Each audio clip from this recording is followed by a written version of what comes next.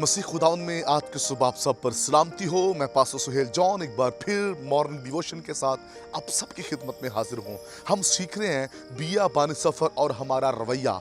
हमने देखा कि कौम बनी इसराइल का बियाबानी सफ़र में रवैया बेहतरीन नहीं था, बल्कि लिखा है वो बुड़बुड़ाते थे अपने खातमीन पर। और आज हम दूसरे हिस्से को सीखने की कोशिश करेंगे।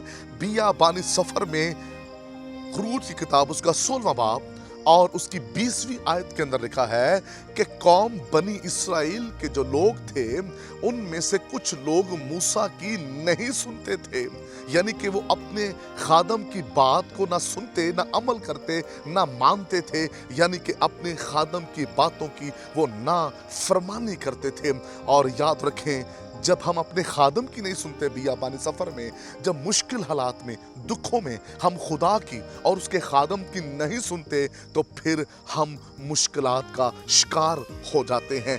ये पुराने अहद की जो कलीसिया है, जब हम देखते हैं बियाबानी सफ़र के अंदर, तो खुदा के खादम मूसा ने कहा था कि तुम जमा ना करना, खुदावंद तुम्हें मुहैया करेगा। और इन लोगों ने क्या किया, मूसा की बात ना मानी और इन्होंने अपने लिए मर्तबान में जो है मन को जमा कर लिया। और मैं आपको बताना चाहता हूँ, जो कुछ इन्होंने जमा किया, कलाम मुकद्दस के अंदर लिखा है कि सूप जब उन्होंने देखा तो उसमें कीड़े पड़ गए।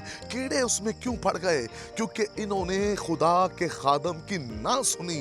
याद रखिए, जब मुश्किल हालात में, मुसीबत में हम खादम की नहीं सुनते, तो फिर याद रखिए हमारे माल को जंग और कीड़ा लग जाएगा।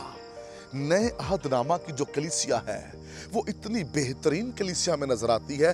5000 की जो भीड़ यीशु मसीह के साथ थी, वो लोग जो थे वो यीशु मसीह के पास 3 दिन से वो थे, और ये भी मतवातर 3 दिन से चल रहे थे जब इन्हें प्यास लगी। और ये भी 3 दिन से यीशु के साथ थे। 5000 की भीड़ है।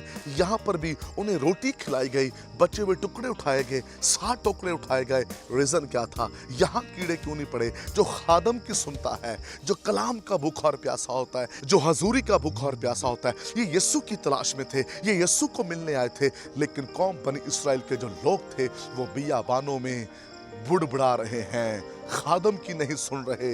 लेकिन यहाँ पर खादम की सुनी जा रही है, कतारें बनी हैं, तरतीब है, डिसिप्लिन है, और यहाँ पर कमी नहीं आई। और बचा हुआ जो खाना है वो उन लोगों को प्रोवाइड किया गया, और बचे हुए 7 टोकरे उठाए गए। खुदा के लोगों, इस बात को याद रखें, जब हम बुड़बुड़ाते हैं, जब हम खादम की नहीं सुनते, तो फिर हम दुख पाते हैं।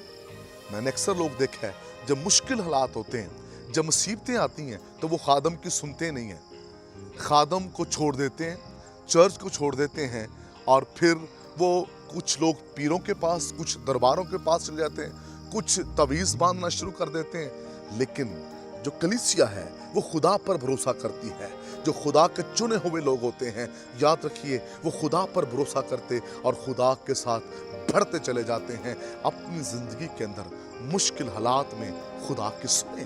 खुदा आपसे बातचीत करना चाहता है, हम खुदा की सुनते नहीं हैं, और इसलिए अपनी जिंदगी के अंदर हम दुख उठाते हैं। कौम बनी इसराइल ने मूसा की बात ना मानी, और जो कुछ उन्होंने जमा किया था उसमें कीड़े पड़ गए। जब हम खादम की नहीं सुनते बियाबानी सफ़र में, तो फिर जो कुछ हम जमा करके रखा होता है उसके हालात भी ऐसे ही होते हैं। आइए आज सुबह अपनी ज़िंदगी पर गौर कीजिए। खुदा इस कलाम के वसीला से आपको बरकत दे। मेहरबान बुजुर्ग आसमानी बाप, दुआ करते हैं कलाम सुनने वाले लोग बरकत पाएं और अपने खादम की सुने, यीशु नाम में।